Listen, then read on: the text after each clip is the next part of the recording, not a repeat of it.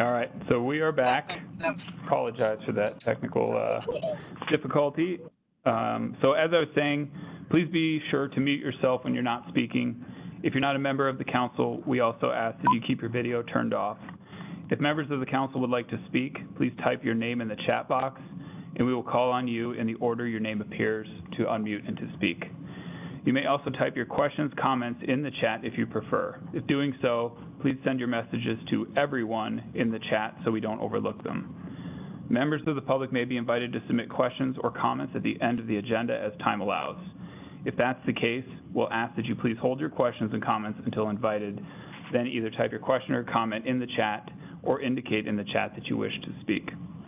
As the chair stated, this meeting and the conversations in the chat are being recorded. The recording is usually posted on the ADWR website within 1 to 2 business days.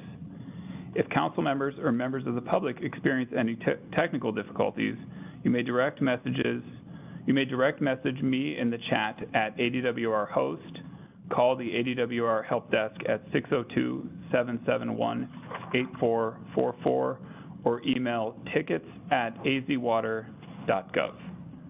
Thank you for your attention. Next slide, please. So again, welcome to the meeting. I'm Tom Bishotsky, the council chair. I've got a bunch of DWR staff with me, but I'm not going to go through all the names just to save time. So we'll be prepared to answer any or all of your questions with the experience and talent we have in this room with me. Again, please be prepared to unmute yourself and acknowledge that you are present when John calls the roll alphabetically. John? All right, so I will call each council member by order of last name. Please be prepared to unmute yourself and indicate that you are present. Thank you. So starting off, Bas Aha.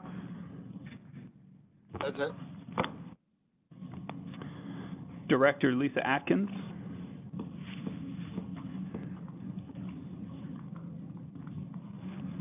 Representative Reginald Bolding.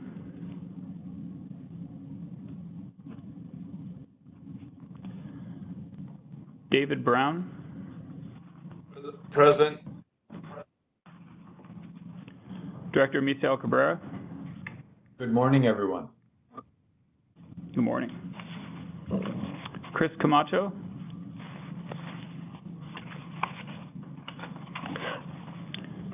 Ted Cook. Present. Maria Dadgar.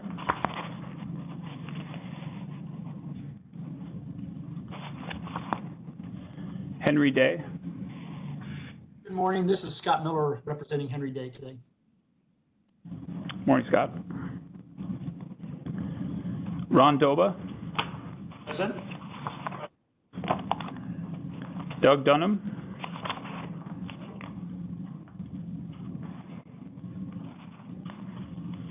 Sandy Favorites.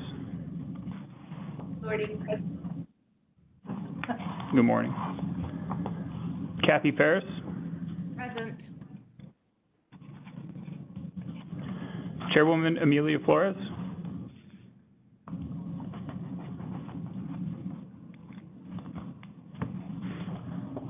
Grady Gamage.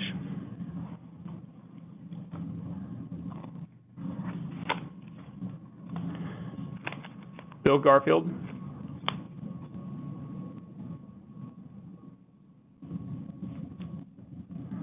Representative Gail Griffin. Present. Daniel Seiden.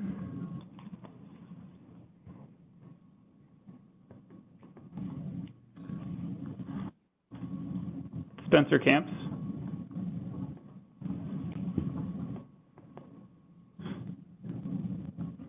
Jamie Kelly.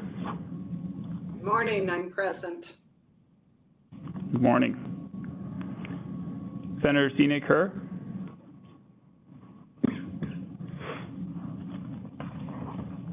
John Kamik.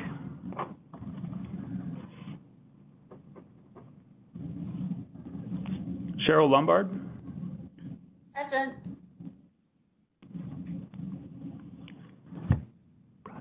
Edward Maxwell. Present. Supervisor Stephen Miller. Present. Wade Noble, Present. Virginia O'Connell, Present. Senator Lisa Otondo, Present. Sarah Porter, Here. Dave Roberts, Chuck Polak's here for Dave Roberts today. morning, Chuck. Governor Stephen Rowe Lewis,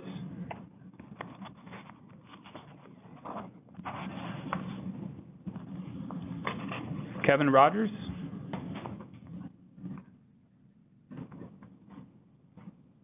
Scott Deeney,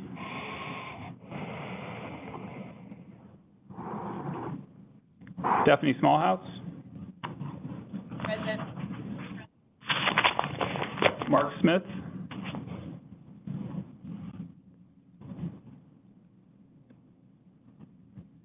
Craig Sullivan, Present.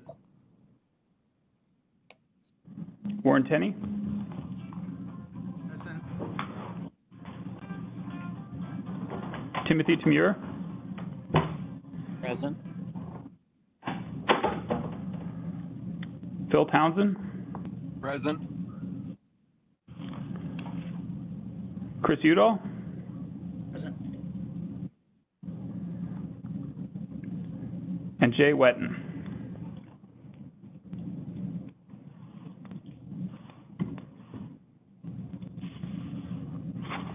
John, I would note that Councilwoman Flores is appearing to be online, and likewise Senator Kerr.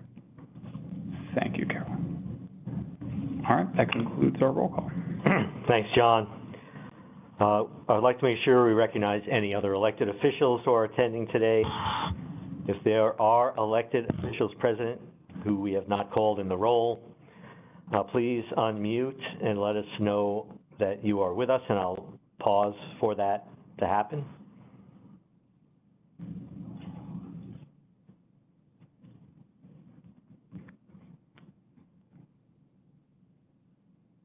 Good morning. This is Jay Tonkus, alternate for Maria Dadgar from Intertribal Association of Arizona, not an elected official, but unfortunately missed in the role. Maria is also joining by phone.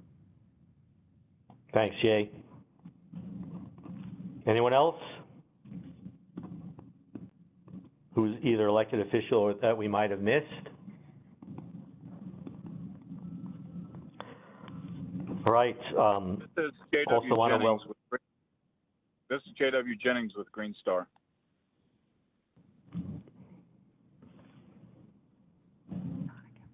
Also want to recognize Buchanan Davis, the Natural Resource Policy Advisor to Governor Doug Ducey.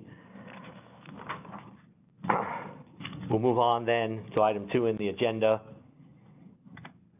and that is a legislative session recap. And Ben Alternator, our Chief Legislative Liaison at DWR, is going to provide a recap of water-related legislation that passed this session.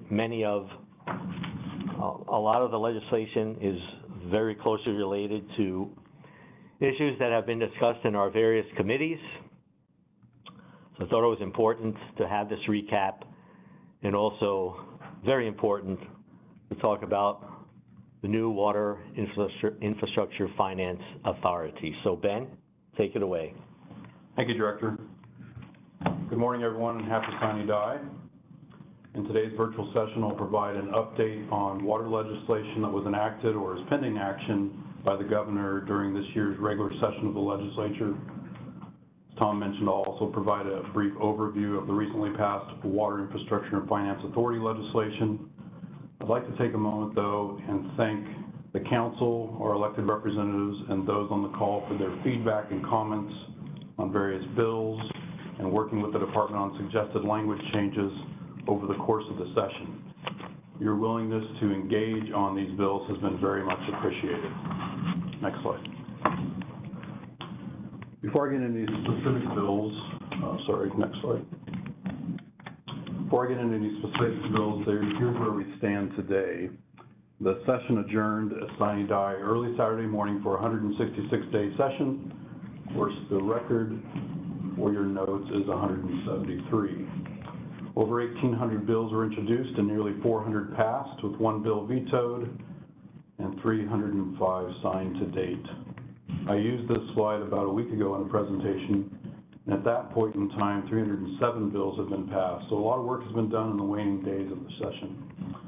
The general effective date of the second regular session is September 24th, 2022. Next slide. So again, I'm going to touch on only enacted legislation or legislation that is pending action by the governor. This is not an exhaustive list. I'll have a finalized summary available on the department's website under Legislative Affairs by the end of this week, and we will provide that link to the council. Starting with surface water, we had 2 bills that made it through the process. House Bill 2231, Universities Water Rights Adjudication, is a new program available to our university law schools, which may provide pro bono assistance to claimants who are small landowners in the general stream adjudication of water rights who are not represented by council. The budget also appropriated money to the universities for this program, and that bill was signed by the governor. House Bill 2411, this was a bill that was supported by the department that allows the Department of Environmental Quality primacy for regulatory enforcement of jurisdictional dams that retain coal ash or boiler slag. These dams, which I believe there's 4 or 5 in the state, instead of being reviewed and inspected, would be reviewed and inspected by DEQ. And I want to thank Director Cabrera and his team for their collaboration on this bill. Next slide. House Bill 2409, the Multi-County Water District Storage Tax, extends a property tax levied by the Central Arizona Water Conservation District until 2035, and the tax's current limit of 4 cents per $100 assessed valuation until 2029, after which that drops to 3 cents. And of course, that funds repayment of CAP costs. House Bill 2538 appropriates an additional $1 million to the Water Protection Fund. This is included in the proposed budget, or the past budget, and is ongoing for the next 3 years. If you're not familiar with the Water Protection Fund, it does some great work enhancing and restoring rivers, streams, riparian habitat, and of course, those projects benefit fish and wildlife. Senate Bill 1564, On-Farm Efficiency Pilot Program, established in session law for a pilot project to use drip irrigation technology to increase water efficiency and crop yield.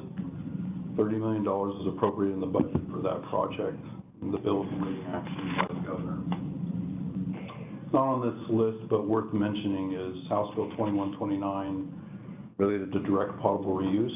The revisions in that bill were added to the Environment Budget Reconciliation Bill and allows DEQ to enact rules governing direct potable reuse and associated dollars to implement that program. Next slide. So thanks again to everyone who played a part in the passage of this historic legislation. Senate Bill 1740, one of the last acts to pass during the 55th legislature, in companion with the state budget, appropriates it over $1 billion to the Water Infrastructure Finance Authority, which gets beefed up in the bill with new responsibilities to provide loans and grants to water providers and entities for the purposes of importing water into the state, conservation, efficiency, and reuses, and new technologies. This new WIFA structure would not only continue to finance the design and construction of water and wastewater infrastructure projects using federal and state funds, but with the new duties, pursue augmentation and conservation projects with a new board structure that's jointly appointed by the legislature and the governor. Of note, a provision in the measure requires a 5-year rolling supply demand study by the department. During that 5-year period, each portion of the state based on aquifers will be studied. The measure also allows for public-private partnerships. And as I mentioned, the overall purpose of the legislation is to improve the efficiency and reuse of existing water supplies, as well as the augmentation of those resources with renewable water supplies. Next slide. So the measure establishes 3 funds to effectuate the purposes of the bill: the long-term water augmentation fund, which is administered by the board. 75% of the initial deposits to the fund would be allocated for projects that import water into the state. The fund can also be used to acquire or construct water-related facilities in the state to facilitate that importation. Money from the fund can be used to finance or refinance water supply development projects within the state, including projects for conservation through reducing existing water use or more efficient use of water supplies.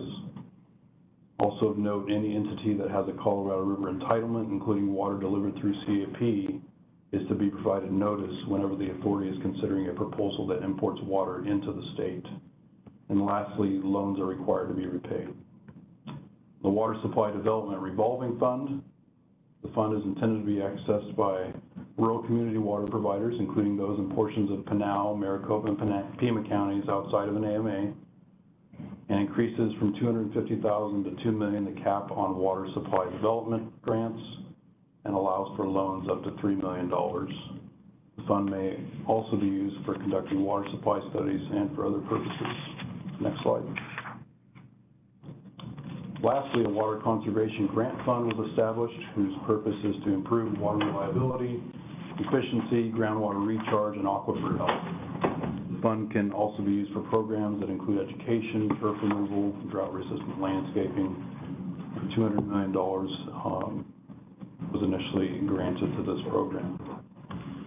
That's enough for me. I'd like to ask if there are any legislators who'd like to provide their thoughts on the bill or highlight a provision of the bill that I skimmed over. And again, I want to reiterate our appreciation of the legislators, council members, stakeholders who dug in and contributed over the course of the session to make this come to fruition. The margin by which this passed both chambers really speak to the good policy of legislation and the collaboration and compromise exhibited by all to get this done. So with that, I'll turn it over to the director and any legislators on the call who want to make some comments. Thanks, Ben.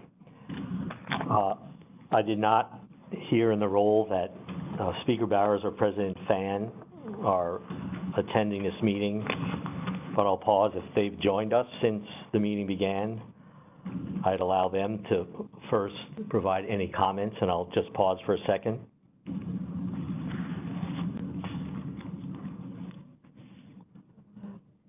Not hearing. Senator Atondo has her hand raised. Not hearing either of them. First, we'll turn to Representative Griffin, the chair of the Water Committee in the House. Representative Griffin, would you like to start? Then we'll turn to the chair in the Senate, Sina Kerr, and then we'll go to individual legislators that are part of this meeting. So, Representative Griffin. Thank you, Director, and I want to thank everybody that participated. This is a historic water legislation that we passed with the three funds. Everybody knows that we need new water in Arizona, so bringing water into the state was one of the major plans. And whether it be desal or floodwaters or California, all of the above, we will be looking at to see what we can do to take care of the serious problems that we have. It also addresses the items that we have talked about in our subcommittees, the voluntary options, the best management practices, the efficiencies, the water harvesting, stormwater recharge, potable reuse, gray water, zero-scaping, and we did have a temporary non-expansion irrigation bill that didn't make it through, but we will probably be looking at it again next year. New technologies in irrigation and agriculture. We actually had individuals from Israel into the state that spent some time with us that we're looking at those new technologies as to how to better use water, use less water and increase yield. So all the above, and look forward. We will be having additional meetings over the interim, and it was a pleasure working with everybody to, the Department of Water Resources, Department of Environmental Quality, and others, the industry people. Everybody came together with with suggestions, and we were able to get it across the line. So thank you. And our work is not completed. We will continue meeting, and thank you, Senator Kerr. I think we work very well together, and as the other House and Senate members, and I look forward to continue working with all of you. Thank you. Thanks, Representative Griffin. Senator Kerr, would you like to address us? Yes, thank you, Director. I'm traveling at the moment, so hopefully there's not too much distraction in the background. But I couldn't echo Representative Griffin's comments more. A great deal was accomplished in this bill. It took an enormous amount of collaboration, and everyone, as we always do in Arizona, comes together to make sure that we are crafting legislation that will really do the work that we need it to do. I'm looking forward to the implementation. We anticipate there could be some feeder bills come next session, maybe something that we overlooked or that we need to tighten up. But overall, this is, again, very monumental. It will go a long way in securing Arizona's water future, and we will leave no stone unturned. As Representative Griffin mentioned, we need an all of the above approach, and I know that everyone across the state, every interest, every industry is willing and ready to do their part to make sure that that the legislation is successfully implemented and that we continue to move forward in securing that new water, and then utilizing technologies to improve what we're already doing and to kick it up several notches and continue to do all that we can. And so I can't thank everyone enough for just hanging in there and hammering this out with us. And my fellow colleagues in the House, Representative Griffin, as you mentioned, we work very well together. Really appreciate, our relationship and just sticking together through very difficult circumstances at times. And Senator Otondo, of course, the Speaker, the President Fan, and all the members that came together and really contributed. It was truly bipartisan and a very collaborative effort. I thank you all. Thanks, Senator Kerr. And we saw Senator Otondo's hand raised, so do you want to go to Senator Otondo next? Thank you, Director. And again, thank you to all the members of the legislature who worked so diligently on this. A lot of issues were not easy, but we did it, and the numbers show this was truly a bipartisan effort. I specifically want to thank Senator Kerr. We had some moments there where it was a little difficult in the negotiation, but I just really want to thank you, Senator Kerr, for your hard work, your dedication on this. We saw various iterations of this bill as it moved through, and I think the last piece of it, the last pieces that were done and really the last hours were really significant and helped bring on the Democratic caucus. And it just really shows that bipartisanship does work. This bill is extremely important when looking at the other 6 basin states as well. Now they can point to Arizona and say, look, they have put up a financial, infrastructure to be able to help both urban and rural areas. And I especially want to thank the Republican caucuses in both chambers and the House Democrats as well for my amendment that added the $200 million for the conservation fund. This is just extremely important to get the participation of municipality and others to start projects and programs. And like I said, this goes a long way for our reputation and showing that we are serious and we are moving forward. So, Director and all of the stakeholders that are in these meetings, I sincerely thank you. It's been 10 years at the legislature for me, and to have this win for Arizona truly means really everything in my career. So thank you to, all of the members in the legislature who helped get this across the board too. And I also want to thank the governor's office for really being amenable to my amendment and to the changes that were made from the beginning of the water infrastructure bill to where it ended up. I'm really proud of everyone who worked so hard. So thank you, Director. Thanks, Senator. Any other elected officials who are attending want to make any comments?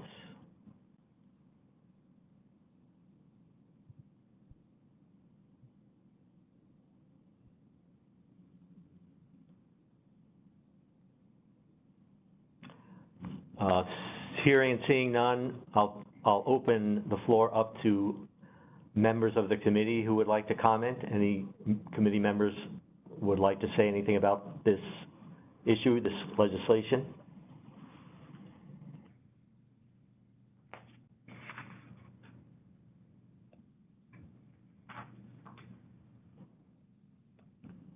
I'm not seeing anything in the chat. I see Stephanie Smallhouse has her hand raised. Stephanie. Yes, Chairman Buchatsky and members of the council, members of the legislature. Sorry, I raised my hand quicker than I could figure out the chat. So just wanted to comment on how much the agriculture community appreciates this action, and I think it will help in a desperately needed situation to manage demand and pressures that are on the agriculture community.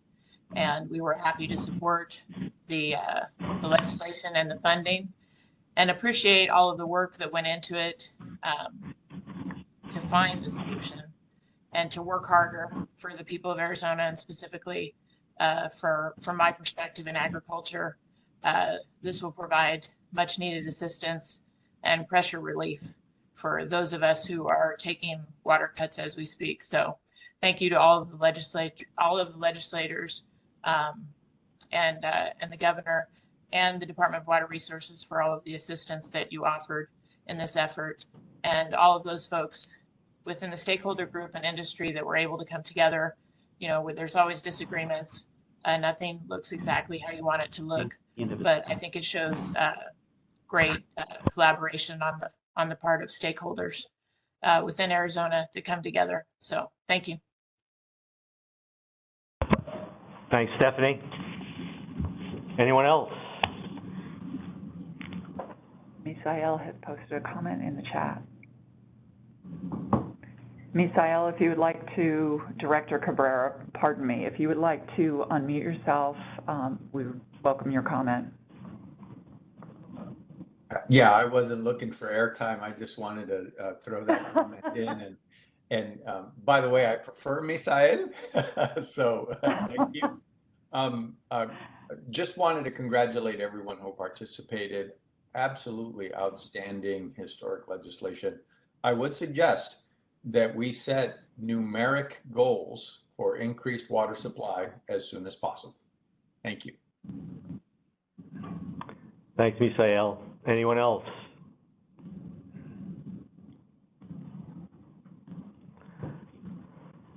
Appreciate the chats that are popping up as well.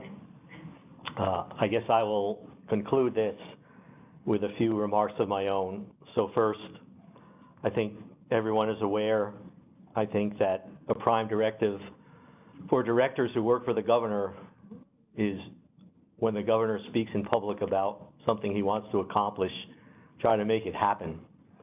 So of course, when the governor talked about the $1 billion investment to secure a water future in his State of the State, that was a strong message to the Department of Water Resources to be involved heavily in the outcome that we created with the new WIFA.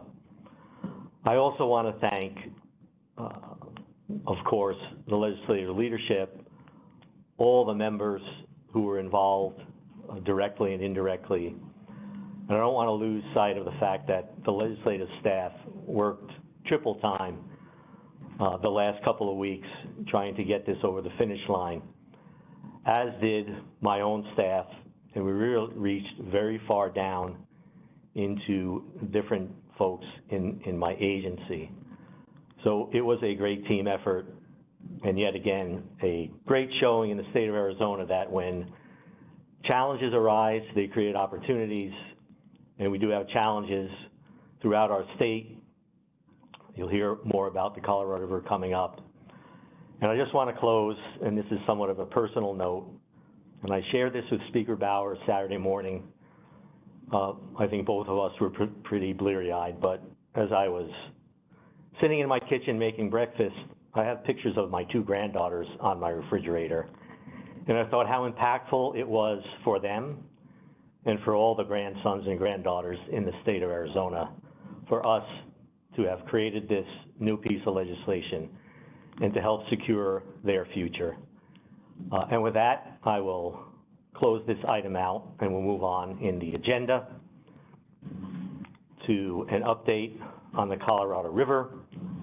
And when you hear this update, I think it will even hammer home to a greater degree why it is so important that we successfully created the new WIFA. So I'll start by saying, while we have taken multiple actions to reduce use in the Colorado River system, the shortages attendant to the 2007 guidelines, the drought contingency plan, the 500+ plan, and the May 3rd United States action to protect the ability to move water past Glen Canyon Dam. It has not been enough. The situation is dire, and we need significant reductions in use over and above all we have done throughout the system from Wyoming to Mexico to help protect Lake Powell and Lake Mead to falling to levels that may be dead pool where no water passes the dams, or so close to that that minimal volumes of water can move past the dams. A water use crisis, if that occurs, and an environmental crisis in the Grand Canyon and in the river below Lake Mead and Hoover Dam. So we'll go to the presentation. We'll start out with the snow water equivalent graph. This basically shows how much precipitation we got and how much runoff we got. And again, for this year, we're in the 58% range for the water year, which again is October 1 through September 30th of 2022. That is the water year 2022. We've had 90% or so precipitation, 91, yet we're only getting 58% runoff. In 2021, it was even worse. The water year runoff was 37%, despite the fact that we had 84% of the average precipitation. And sometimes in the press, we're starting to hear the word aridification. That's the outcome of aridification, which is a drier, hotter climate than we have seen in the past, resulting in this snowpack and precipitation not producing the runoff that we have historically seen over the last 100+ years where we have those historic records. So we can move to the next slide. This is a diagram that shows the contents of Lake Powell, as well as projections from the June 2022 24-month study. Again, the August 24-month study is what sets the operating criteria for the next water year 2023, and the next calendar year in the lower basin for 2023, again, in the August 2022 24-month study. We won't see a lot of change from what we're about to look at in the June 24-month study to August. So it was appropriate to show this graphic here. So we're seeing the physical capacity in Lake Powell of a little less than 5.9, 5.6 million acre feet, only 23% of capacity. You can see that that 5.6 million acre feet is the capacity of live storage. Even with dead pools, there'd be some water in the lake, but you couldn't move it out of the lake through the dam. Effectively, in trying to protect elevation 3525, we're looking at an elevation of 3511 in terms of combining what we've done and with the May 3rd action by the Secretary. So we can move on to Lake Mead, which is probably of more import to us. So again, same thing, June 2024 month study. And again, with this effective versus physical elevations, something which we're calling operational neutrality, which was part of the May 3rd action by the United States. So the physical projection in Lake Mead for the end of the year is 1039 and change, with a capacity of 26%, 7 million acre feet or so. The effective elevation that will set the tier structure for 2023, the net neutrality, is 1045.95, slightly above Tier 2B. At 1045, Tier 2B kicks in. So we're projecting a Tier 2A shortage in 2023. That's largely a foregone conclusion. What could change is we could be in Tier 2B, and setting aside the additional reductions that we might have to take that we'll talk about later. So we have about a 1 foot cushion. That's in the range of about 60,000 acre feet, a little bit less. If we can get some more water in the lake through conservation between now and August, maybe we can bump up that cushion a little bit, but that remains to be seen. If we go to Tier 2A, Arizona goes from a 512,000 acre foot reduction to a 592,000 acre foot reduction, then with additional reductions at Tier 2B. And of course, we have Tier 3 on this slide, elevation 1025, because we're at risk in the very near future of hitting Tier 3 if we don't do more. At Tier 3, not only do we take more reductions, but we have to consult with the Secretary for additional reductions to protect the system. And actually, we'll talk about getting a head start on that, so to speak, with some actions that we're working towards now. So the next slide.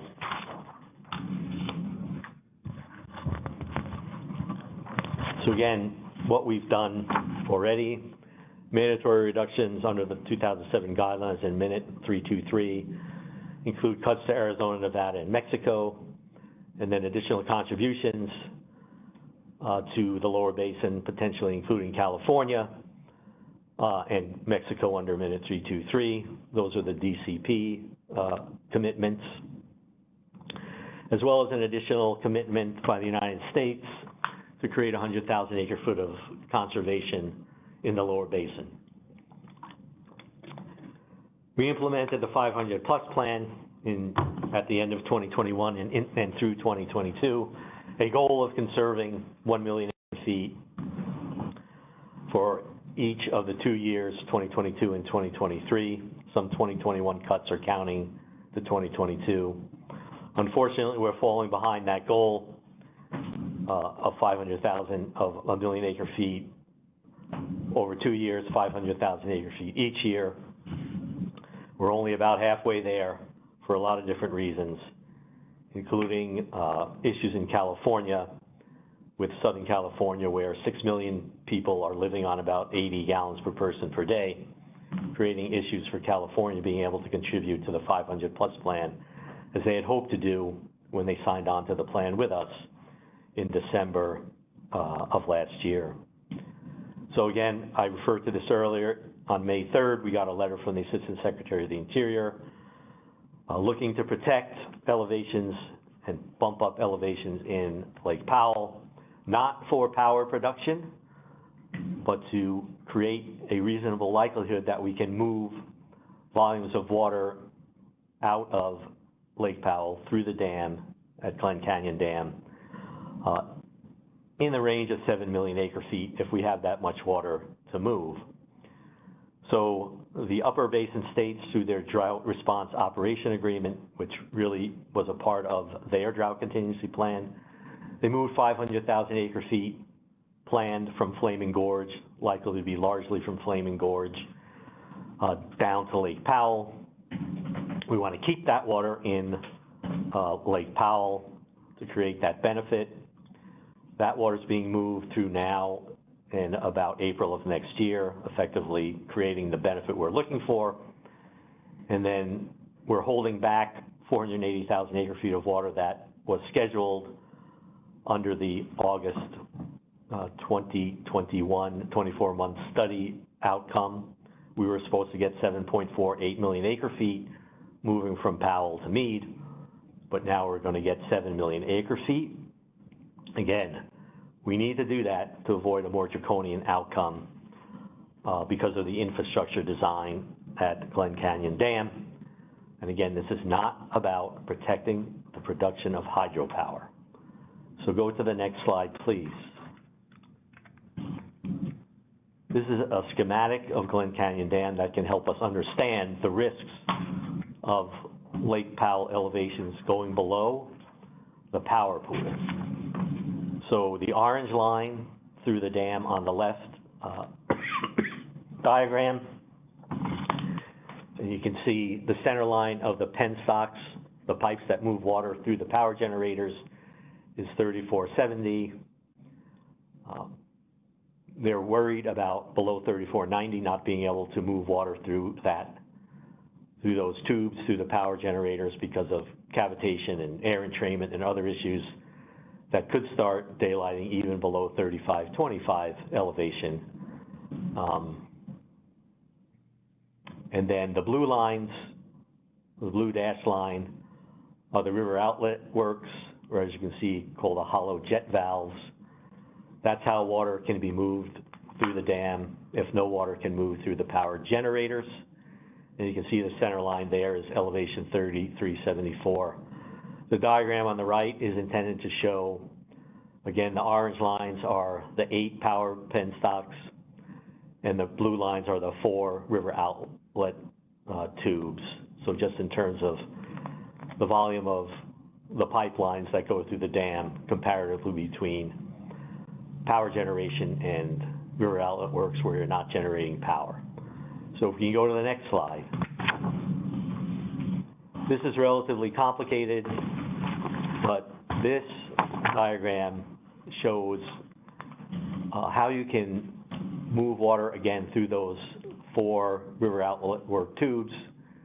And of course, it is dependent upon the elevation of the lake itself, because at lower elevations, there's less head, there's less gravity to push water through those tubes.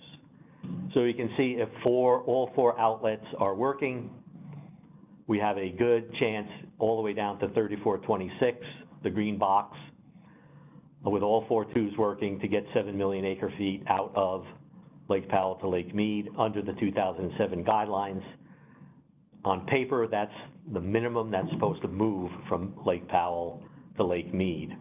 If we lose one of the outlets, you can see quickly how the volume of water starts decreasing. If you look on the far left, you see 7 million, 6 million, 5 million, and you can project across where those lines intersect with 3 tubes, with 2 tubes, and with 1 tube. So again, there's been no operating experience to operate these 4 tubes 24/7, 365. They've used those for short periods of time, for high flow events a couple of times. They observed during the filling of Lake Powell in the early 1960s how those tubes operated, but unfortunately there wasn't much history left behind in the notes of the engineers in terms of how they performed at that point in time at those low elevations.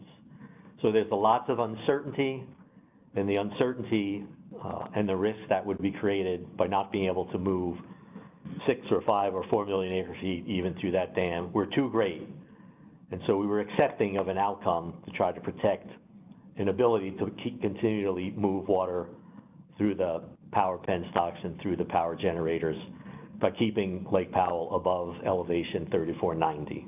And again, that was the expressed outcome or desired outcome of the May 3rd action by the United States. So we can move to the next slide. So again, to try to give you some feeling of the risk and the outcome if we don't resolve this situation, this chart shows a combined Powell and Meade contents. In the washed out colors, it goes all the way back to 1999.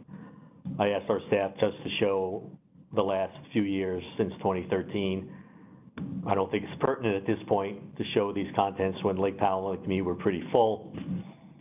We are where we are with the contents of the lake. So if you look out through 2022, what those dashed boxes are showing for 2022 and the trajectory we're on, if Meade gets to 1,000 and if Powell gets to 3,500, we've got a buffer of 3 million and 2 million in those lakes, 5 million acre feet buffer combined when we have somewhere around 9 or 10 million acre feet of use, even with the reductions that have occurred when you conclude in the lower basin the evaporative losses. With all of the actions we've taken, we're still mining water out of Lake Meade in over 1 million acre feet. And that will continue to push Lake Meade down in elevation. So the next slide. Again, these are projections by reclamation. The orange line being one scenario, the blue line being another scenario, and the A and B scenarios are basically hydrologic scenarios looking at recent flow for various years in the system.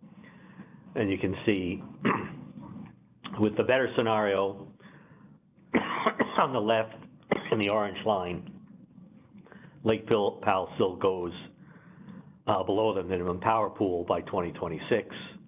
And before then it fluctuates up and down below the minimum power pool. And with a worse scenario, it goes way below the minimum power pool as early as early 2023. On the Lake Meade side, again, with the better scenario, we're staying above 1,000 until 2026-ish. And with the worst scenario, a steady decline with a few bumps, way below 1,000 in 2023, below the minimum power pool at Lake Meade of 950, and almost all the way to dead pool in Lake Meade at 850. Again, dead pool, there's some water in the lake, but you can't move it out of the lake. There might be months during the year, depending upon releases from Lake Powell into Lake Meade, where the elevation goes up high enough to move a little water out of Lake Meade, but there'll be portions of the year where the river below Lake Meade would be essentially dry, an outcome in which obviously we can't have. So we can move on. On June 14th, the Senate Energy and Natural Resources Committee in the U.S. Senate held a hearing on drought in the West. A portion of that was focused on Colorado River. The Commissioner of Reclamation, Camille Touton, testified that, quote, unprecedented actions, unquote, are necessary to protect the system, and said that between 2 and 4 million acre feet of additional conservation is needed to protect the critical levels in 2023. Again, those critical levels being 3,500 feet at Lake Powell, which is only a 10-foot buffer above the minimum power pool of 3490, and 1,000 feet at Lake Meade, 105-foot buffer for dead pool in Lake Meade. The Commissioner identified a mid-August goal for an agreement by the basin states reach and achieve this 2 to 4 million acre foot reduction. So next slide, please. And I put this up here to make sure that everyone is aware of an important back and forth between Senator Kelly and Commissioner Tootin. So remembering that Arizona's allocation of 2.8 million acre feet in part has a junior priority because of the CAP and the 1968 Basin Project Act deal that was cut. In that regard, Arizona's at huge risk if the priority system is followed. That is partly why the commissioner asked the states to look at a cooperative, collaborative agreement, and there are other reasons as well. But Senator Kelly did ask, and this is a direct quote, "The basin states cannot reach an agreement. Is the department prepared to take actions to impose restrictions on other states without regard to river priority?" And the commissioner's response was, quote, "Yes, we will protect the system," unquote. Then the senator further asked, can the federal government move faster in deploying desal and water recycling projects under the bipartisan infrastructure law? And of course, the answer was yes by the commissioner. So again, the new WIFA is set up in a way that we can take advantage of federal money as well that might be available to us. And again, reminding everybody that one of the pieces of the 1968 Basin Project Act that never came to fruition was a best efforts kind of obligation by the United States to look at augmenting the flow of the Colorado River by 1.5 million acre feet. That, I believe, was a strong reason why Arizona accepted the junior priority as part of the deal in 1968 for authorization of the Central Arizona Project. In the 70s, there were some looks at the Columbia River, I believe, to be the source of that augmentation. That never came to fruition. As a matter of fact, I believe there's federal law that still exists from the 70s that prohibits reclamation from looking at the Columbia River. We have the Great Basin states recently entering into a compact that would not allow Great Lakes water to move away from that geographic area. And so this issue of moving water from one area to another, just like it is an issue in our own state, moving it from the Colorado River to Central Arizona, that same issue on a larger scale is of concern throughout the United States in terms of people coming and getting water from one area and moving it to another. So we have great challenges there in finding augmentation supplies. And I think we've talked before about processes with Mexico for desalination in the Sea of Cortez. Those continue to move along slowly. Opportunities perhaps with recycling in Southern California that CAP is pursuing in terms of some volume of that increased reuse of recycled water coming to Arizona and potentially Nevada. So there are potential actions out there, as a couple of the legislators talked about, in terms of standing up the new WIFA. Is just the beginning. And to make the benefits accrue to the new WIFA, we have a lot of work to be done and a lot of uncertainty. A little less so with our in-state resources that are available under the Water Resources Development Revolving Fund part of the new WIFA. So the next slide. So before we go to the annual report, I will stop and ask for commission members for any comments or questions about what is happening on Colorado River. You can unmute or you can chat, whichever you prefer.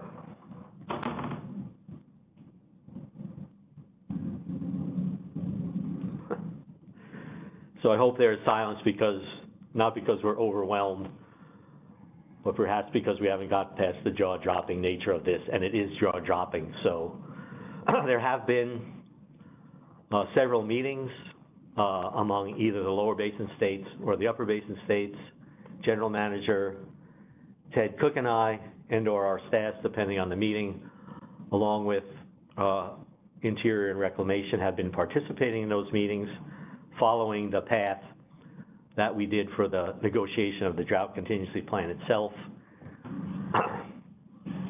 I cannot tell you at this point what might come out of those discussions. I will say they are very difficult discussions, as they were for the drought contingency plan. I think some progress has been made. We will continue to participate and see if we can get to a place where we need to be so that the United States government doesn't act solely on their own authority, and that we at least have some input into the outcome of the United States actions. We will be having Arizona Reconsultation Committee meetings about Colorado River issues. That was designed really for the post-2026 operating guidelines, which are also something we need to continue to work on, but it's the perfect venue to talk more about what's happening in the near term with Colorado River. And I think we at least tentatively have a date of July 13th for the next Reconsultation Committee meeting. That's on the heels of some late June and early July Basin State meetings, and we'll have a more clearer picture, but I'm not sure we'll have clarity by that point in time on July 13th, but we need to give an update of where we're at. And so again, another opportunity before we move on to the next agenda item about the annual report. I'll pause for a moment here in case anybody wants to ask questions or comments.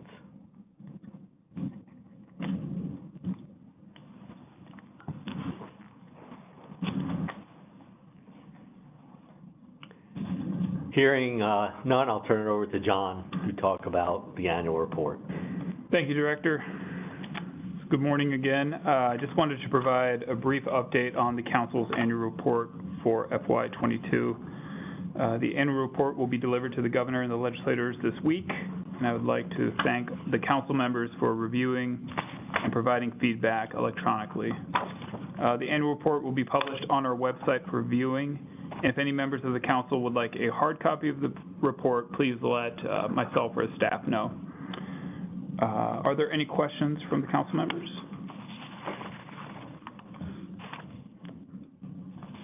And seeing none, thank you.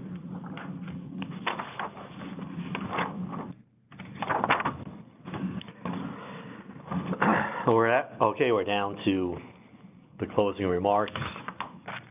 First, I'll mention that the next tentative meeting dates for this group in September are either the 8th of September or the 29th of September. We'll be working on clarity for those dates. The meeting notifications, agendas, meeting recordings, and presentations for this meeting and all prior are going to be posted on DWR's website. We have the contact information here on this slide for our staff, who are our lead staff for the Council, John Riggins, Nadine Hubbard, and Carol Ward. I wanted to offer from my perspective, as we heard in the discussion of the new WIFA, addresses in some way some of the issues that our committees and work groups for this Council have been debating and discussing. There's probably still room there for more work. From my perspective and the workload of the department, I want to see the standing up of the new WIFA and get that rolling. It will be a lot of work for the department, even though we're not running that. We have an obligation to do a water supply and demand analysis in groundwater basins. I think 6 per year. Do we get through the whole 46? We need to gear up for that. And I think from my perspective, we're certainly willing to have discussions with committee chairs to see if they have some work that they want to do, but I would like to see us focus our efforts on standing up the new WIFA and seeing what that can accomplish as we move forward with potential additional work by any of the committees of the council. So unless anybody wants to respond to that closing remark and that direction that I think is appropriate, I'll pause for that comment by members of the committee.